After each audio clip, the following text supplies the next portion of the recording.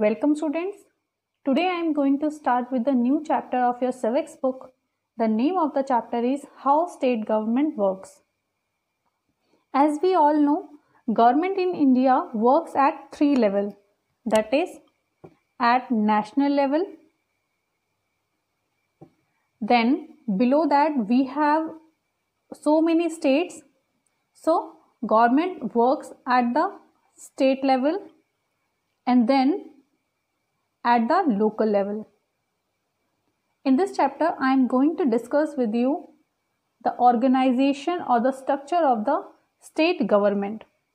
As we all know, in every state, we have legislative assembly.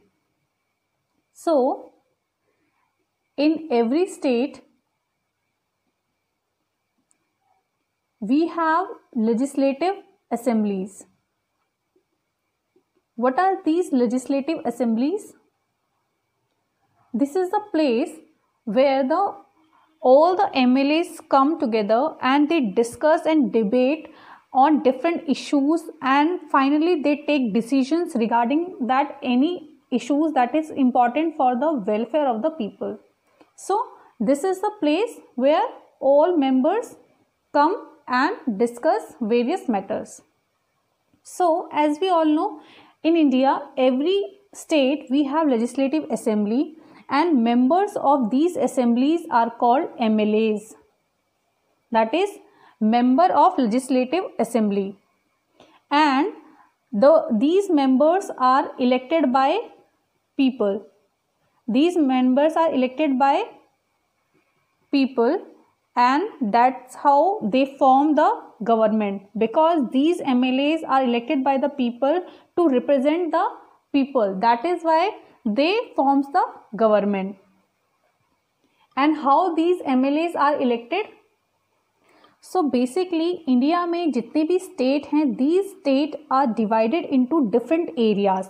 That means let's say Maharashtra. I am taking the example of Maharashtra and I am talking about the Maharashtra government. So बहुत जितने भी हमारी country में जो state हैं, these are divided in different areas. Let's say this is the map of Maharashtra and this is divided in different areas. These different areas are called constituencies. Constituencies.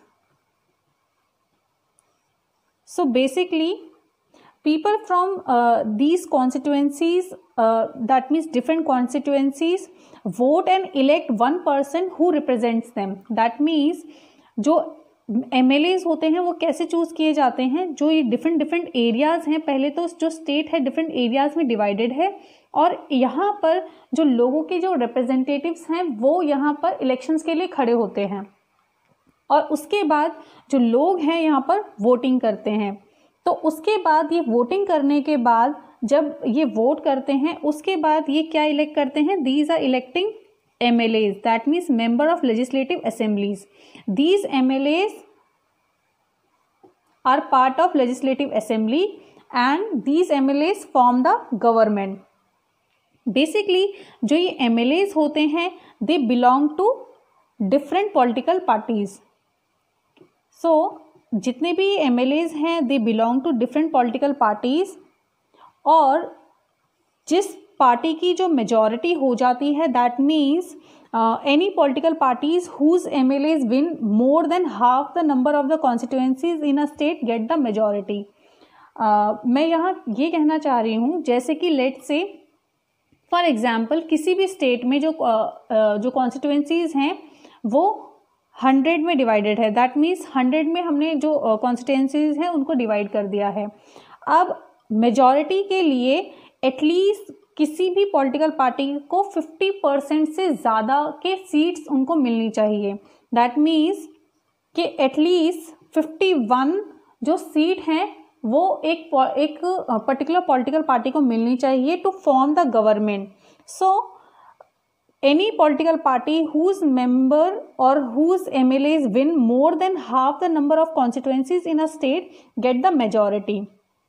And this political party which get the majority is called the ruling party. So basically that political party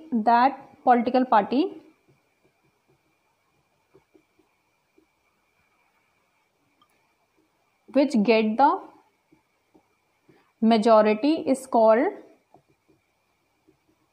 ruling party. और इसके अलावा जितनी भी other members हैं वो क्या form करते हैं, they form the opposition. That means and all other members are called opposition.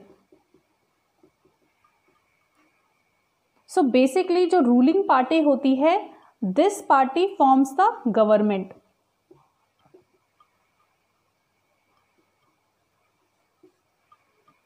सो अब होता क्या है कि after election these MLAs, that means those MLAs who are belonging to the ruling part, those members who got the majority, these members elect their leaders and that leader become the chief minister, and then that chief minister select other people as minister.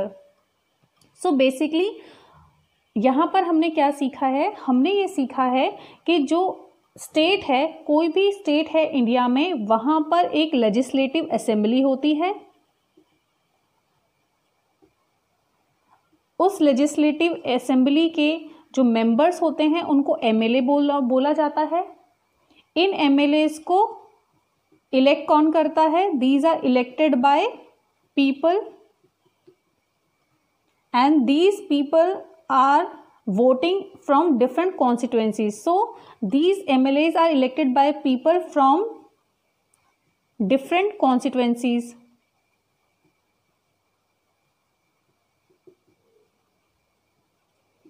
उसके बाद जो party है, because these MLAs are belong to different political parties, और जो जितनी भी political parties हैं जिसके पास मेजॉरिटी मिल जाती है उसको हम बोलते हैं रूलिंग पार्टी. और रूलिंग पार्टी जो है वो बेसिकली गवर्नमेंट को फॉर्म करती है. और गवर्नमेंट के अलावा, दैट मीन्स इस रूलिंग पार्टी के अलावा जो भी इनके अगेंस्ट जो भी पॉलिटिकल पार्टी होगी उसको हम बोलते हैं अपोजिशन. और जो गवर्नमेंट जो फॉर्म करी है वो रूलिंग पार्टी ने करी है, इसीलिए जो MLAs होते हैं रूलिंग पार्टी के वो अपने चीफ मिनिस्टर को इलेक्ट करते हैं. दैट मीन्स दे सिलेक्ट और elect their leader and that leader become the chief minister, and this chief minister then select other people as minister. So basically this Chief Minister and other ministers have the responsibility of running the various departments and ministries. That means basically Chief Minister and other ministers forms the government. So basically कोई भी एक state government है वो कैसे organize होती है, and state government includes, first, it includes governor. Who is governor? Governor is the head of the state. And governor that means governor appoints chief minister and other ministers.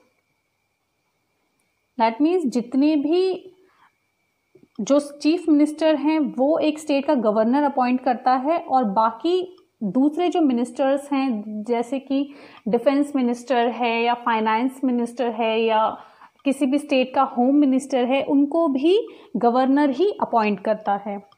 And state government also includes state legislature. State legislature कौन होते हैं? All the MLAs. जितने भी MLAs होते हैं, whether they belongs to ruling party और they belongs to opposition party, all the members are part of state legislature, and every state have legislative assembly. And who is the part of legislative assembly? These MLAs are part of legislative assembly. What is the work of legislative assembly? Legislative assembly, these members come together, or legislative assembly is a place where all these members, whether they belong to opposition party or they belong to a ruling party, they meet to discuss and debate on various issues, and finally they take decisions, they pass laws for the country, for the state, such as let's say कोई health के लिए कोई law बनाना है, या फिर कोई भी welfare, कोई भी स्कीम निकालनी है, कोई भी वेलफेयर स्कीम निकालनी है स्टेट के लिए, ये क्या है, ये जितने भी जो लॉज हैं, सैनिटेशन के लिए कोई लॉ बनाना है, तो इस टाइप के जितने भी लॉज हैं, एजुकेशन से रिलेटेड कोई भी जो लॉ बनाना होता है, ये कौन बनाता है? This laws are made by the state legislature. So all the state legislature, what they do, they form the government or they make laws for the state. और थर्ड जो है, जो स्टेट गवर्नमेंट जो इंक्लूड करती है, वो है state council of ministers. State council of ministers.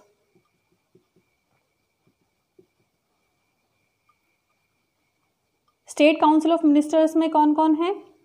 Chief ministers and other ministers. Chief minister is the head of the government.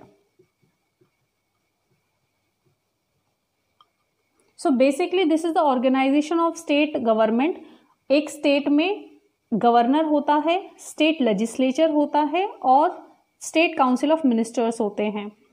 So this is the structure of the state government.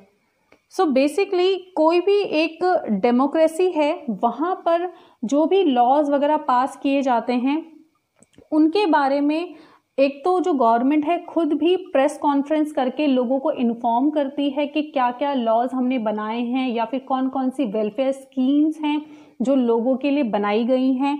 ये जो government होती है press conference करके announce करती है, या फिर different जो न्यूज़पेपर्स हैं, जो डिफरेंट टीवी चैनल्स हैं, या फिर बहुत सारी ऐसी ऑर्गेनाइजेशंस हैं, those organisations are regularly talking about the government work and they discuss the various issues.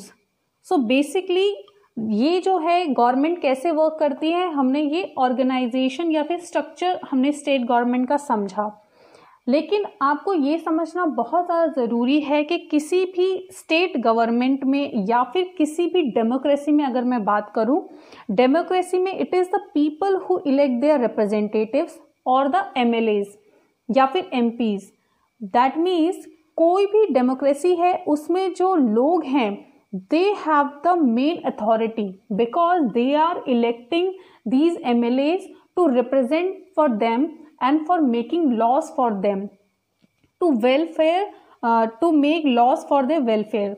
That is why the people of a country have the main authority. So this is the structure of the government and this is how the state government works. So this chapter is over now. I will meet you in the next class with a new chapter. Till then, goodbye and take care.